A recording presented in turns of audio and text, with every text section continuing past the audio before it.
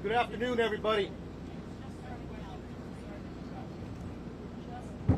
Good afternoon, everybody. My name is Victor Escalon, Regional Director for DPS South Texas. Thank you so much for being here today. My goal today on this press conference, is to give you a snapshot where we're at today. This incident happened on Tuesday, May 24th. So there's a lot of information, a lot of moving parts. We have a lot of people involved in this investigation. I'm going to give you a summary of what happened. But before I do that, I was able to make it here during the event on May 24th. Same with a lot of other law enforcement officers that came to this event, this critical incident. I got to see the victims, I got to see the officers, I got to see the community members. It is so hard. It's hard to take. It's traumatic. We're all hurting inside. We're hurting inside for the community members in Uvalde, Texas. We're hurting inside with our local partners that have to live here and work here every day. The victims, the family members, we feel for them. I'm a father. I can't go home tonight and hug my kids. That hurts. The members behind me are family members. Their kids. It's tough. It's tough. It's hard. But that gives us the motivation to move on, to do good work for Uvalde, Texas, for the victims. We speak for the victims, and we take that dearly. Before I get started, Texas Rangers are leading this investigation. But we can't do it alone. We cannot do it alone. We have ATF, FBI, CBP, Border Patrol, Uvalde County District Attorney's Office. The list goes on and on and on. But the agencies I told you are the main ones that are assisting with this investigation. We want to know what happened. Recreate the scene. That takes days. That takes hours. That takes time. A lot of information. Then we have to do a lot of interviews. So we just started. We started on Tuesday. Today's Thursday. We're still grabbing a lot of information. We also, what's important to us is why. Why did he do this? Why did he do this? Who is this man? The suspect. We're going to find out. With all the different agencies that are involved, we're working every angle that's available. And we won't stop until we get all the answers that we possibly can. So again, I want to thank these men and women that are behind us supporting the DPS and the Rangers. So, there's a lot of information I'm going to give you. There's some new information as of Tuesday that I wanted to clear up, that we want to clear up, that's been pushed out. We'll continue to have updates in the coming days once the information is obtained and we're able to confirm and corroborate that. We want to make sure we're pushing out the right information. Early on, when we came in, we were receiving a lot of information from a lot of different locations. That's a baseline. You start there. We made some reports. But since then, we started doing interviews. We started working the crime scene, so we're cooperating. I want to share some of that. It's a small piece of information right now, but it'll grow within days. So please, thank you for being here and being patient with us. It means a lot. On Tuesday, May 24th at 11:28, suspect just west of here wrecks his vehicle, pickup truck that he took from his grandmother. He had just shot his grandmother in the face, She's alive. She's stable at this point. 11:28, he's sitting there at the bar ditch. He jumps out the passenger side of the truck. According to witnesses, he's got a long arm, rifle, and a bag. Later we find out it's ammunition. He walks around, he sees two witnesses at the funeral home across the street from where he wrecked. He engages and fires towards them. He continues walking. He continues walking towards the school. He climbs a fence. Now he's in the parking lot, shooting at the school multiple times. 11:40, he walks into the west side of Robb Elementary. According to reports, video we have obtained from outside, inside, and again, we're still combing through that, so bear with us. Multiple rounds, numerous rounds are discharged in the school. We're trying to get a number. We're in the process of analyzing that video. 4 minutes later, local police departments, Uvalde Police Department, the Independent School District Police Department, are inside, making entry. They hear gunfire, they take rounds, they move back, get cover, and during that time, they approach where the suspect is at. According to the information I have, he went in at 11:40. He walks, and I'm going to approximate 20 feet, 30 feet. He makes a right. He walks into the hallway, he makes a right, walks another 20 feet. Turns left into a schoolroom, into a classroom that has doors open in the middle.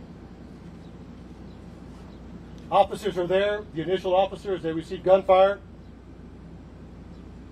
They don't make entry initially because of the gunfire they're receiving. But we have officers calling for additional resources. Everybody that's in the area, tactical teams. We need equipment. We need specialty equipment.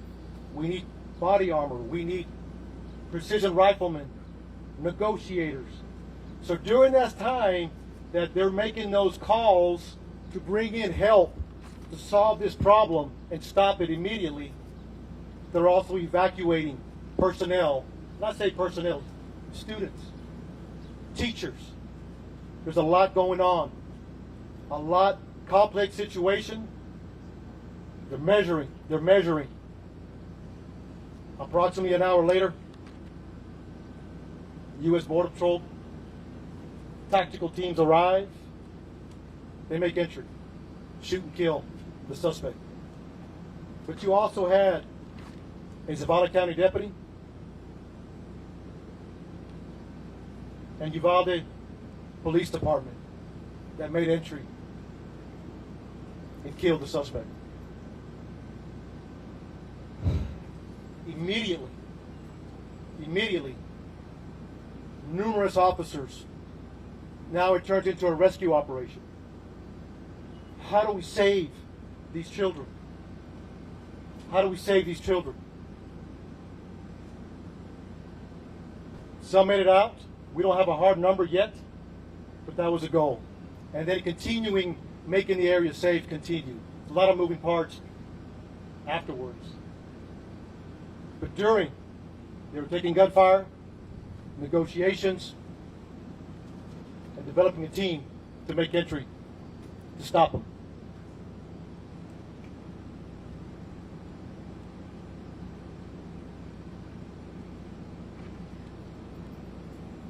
I'll take a few questions. And again, look, a summary. One more thing I forgot to mention that I want to clear up that came out early on. It was reported that a school district police officer confronted the suspect that was making entry. Not accurate. He walked in unobstructed initially. So from the grandmother's house, to the bar ditch, to the school, into the school. He was not confronted by anybody. To clear the record on that. 4 minutes later, law enforcement are coming in to solve this problem. Step by. So, just want to clear that up. That's very important. And again, this will happen as we move forward. So, thank you. I'll take a few questions.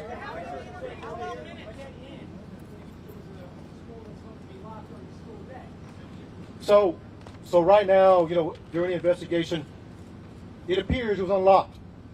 So we're going to look at that and try to corroborate that as best as we can.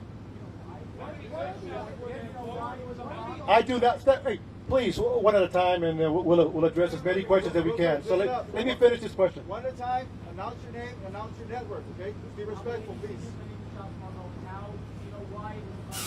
So Josh, thank you for the question. So right now, it appears it was unlocked. Like I said, it goes back to the investigation. It takes time. We will find out as much as we can why it was unlocked, or maybe it was locked. But right now, it appears it was unlocked. So thank you.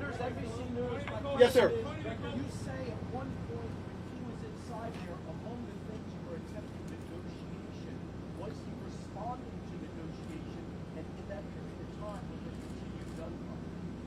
So during that time, right now, according to the information we have, the majority of the gunfire was in the beginning. In the beginning. I say numerous, more than 25. I mean, it was a lot of gunfire in the beginning. During the negotiations, there wasn't much gunfire other than trying to keep the officers at bay. But that could change depending as once we analyze the video. But right now, according to the information, he did not respond. My question is this: was there a school officer on campus, and was that school officer armed? Because that's what we've been told. So at this time, no. No. There was not an officer readily available armed. No. No. Nothing. I can't answer that yet. I'll circle back with you. Again, as we do that investigation, we have all these questions we want to answer. So, but I'll get back with you, sir. Yeah. There's a 12-minute gap. There's a 12-minute gap from when he crashes his truck to when he enters the school. 12 minutes. What happened in that 12 minutes? So you got to understand, 11:30 is the information we have at this point that we can confirm. 11:30 a.m. the PD we got a crash and a man with a gun. And then you have responding officers. That's what it is.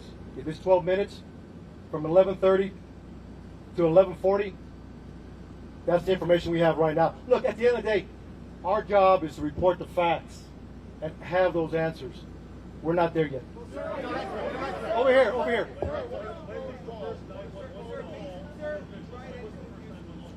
Say it again.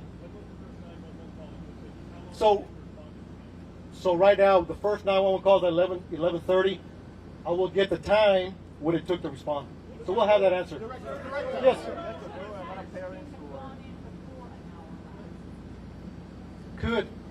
There's a lot of possibilities. There's a lot of possibilities.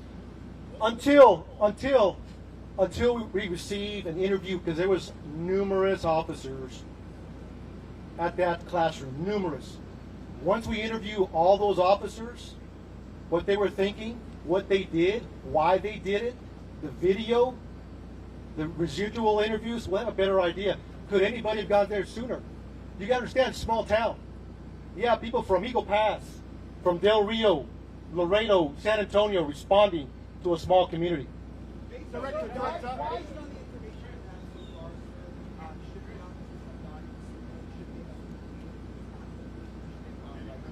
That's a tough question. Again, it goes back. Our job is to report the facts. And later we can answer those questions. I don't have enough information to answer that question just yet. So, one more question, please.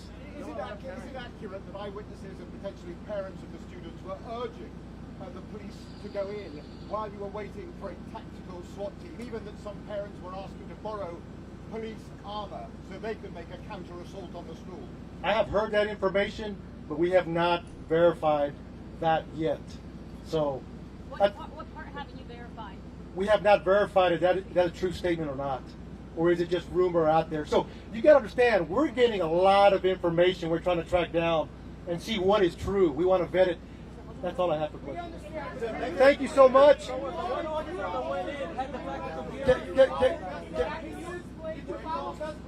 Hold on. So look, we appreciate the questions. What were the officers doing between 11:44 and 12:44? I got you. Yes, sir. Barricading. And behind that, you guys have said that he was barricading. Can you explain to us how he was barricading and why you guys did not reach that door? So I have taken all your questions into consideration. We will be doing updates. We will be doing updates to answer those questions. Answer that question now. I think there's a lot What is your name? of Shimon. I hear you. Because we've been given a lot of bad information, so why don't you clear all of this up now and explain to us how it is that your officers who are in there for an hour, yes, rescuing people, but yet no one was able to get inside that building. Shimon, we will circle back with you. We want to answer all your questions. We want to give you the why. That's our job. So give us time. I'm taking all your questions. I'm taking them back to talk to the team. And look, thank you for being here. We'll talk soon.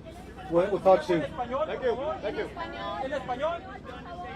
En español. ¿Puedes decir algo en español, por favor?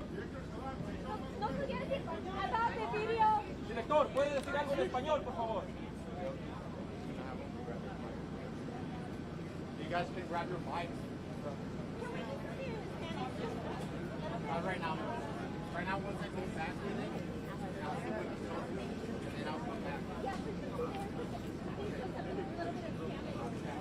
You guys can get your mics released that way.